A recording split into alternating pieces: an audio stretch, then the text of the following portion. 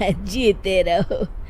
माँ, तुम दादी बनने वाली हो हैं? अरे वाह, ठीक है बेटा, मैं कल ही आती हूँ।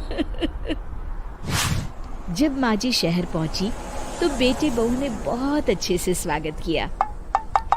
लीजिए माँ जी, चाय। अरे गर्मा गर्म पकोड़े ले आओ माँ के लिए। नीरू रसोई में गई और 2 मिनट में ही पकोड़े ले आई। जी, ये लीजिए।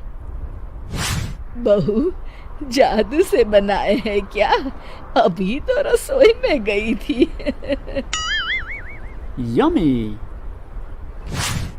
माँ जी, शीला रसोई में पकोड़े तल रही है, मैं बस लेकर आई। हे भगवान, मेरा धर्म भ्रष्ट कर दिया तूने। अब तो गंगा जल से शुद्धिकरण करना होगा। दूसरे दिन, माँ जी, मैंने नाश्ता बना दिया है, ऑफिस जा रही हूँ। पर अभी तो घर का सारा काम पड़ा है। शीला आती ही होगी, झाड़ू पोछा बर्तन कपड़े वो सब कर लेगी। हमारे जमाने में घर का सारा काम हम ही करते थे। जी माँ जी, आप बहुत होशियार हैं, मैं घर ऑफिस दोनों नहीं संभाल पाती। तो जरूरत क्या है घर से बाहर जाकर चाकरी करने की? वैसे भी घर का काम खुद करने से घर में बरकत आती है, समझी? पर माँ जी।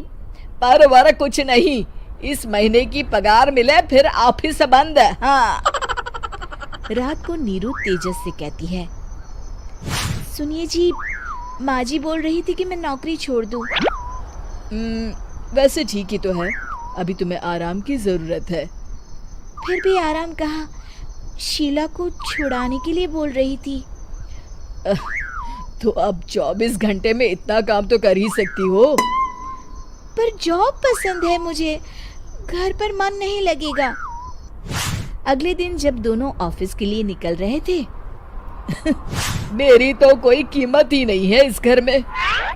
माँ जी, आजकल महंगाई बहुत है, रहन सहन भी बदल गया है, दोनों नौकरी करते हैं तभी ठीक रहता है। अच्छा, तू कहना क्या चाहती है? मेरा बेटा तुझे बिठा के खिला नहीं सकता? तू ही इस घर का खर्च चला रही है, हैं? नहीं माँ जी, मेरा वो मतलब नहीं था। मतलब खूब समझती हूँ, ये बाल धूप में सफेद नहीं किए मैंने। हाँ। अब तो ये रोज का काम हो गया था। तेजस भी रोज की झिकझिक से परेशान हो गया था। एक दिन उसने कहा, नीरू, वैसे भी तुम्हें मैटरनिटी लीव मिलने वाली है, तो अभी से ही छुट्टी ले लो। पर क्या, मेरी सैलरी अच्छी खासी है। आखिर नीरू ने रिजाइन कर दिया। जब बच्चा हुआ तो घर में सब बहुत खुश हुए।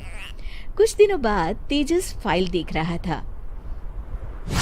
क्या हुआ तेजस, कुछ परेशान लग रहे हो?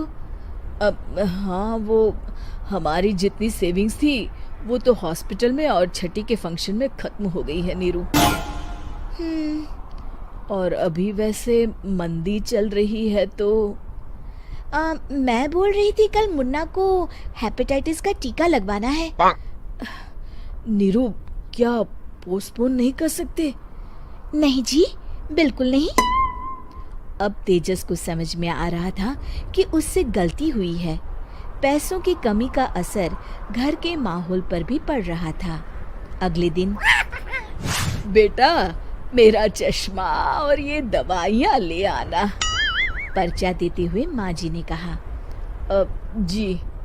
तेजस, मुन्ना के लिए दूध का डिब्बा और डायपर भी ले आना, और ये किराने के सामान की लिस्ट है, इसे भी लाना है। तेजस गुस्से में लिस्ट मरोड़कर फेंकता है और चिल्लाता है, पैसे क्या पेड़ पर उगते हैं? ये ले आना, वो ले आना। अरे, पर ये जरूरत का सामान ही है। वो गुस्से में बिना कुछ कहे ऑफिस चला गया। अरे लंच तो ले जाइए। नीरू दौड़कर डिब्बा पकड़ाती है।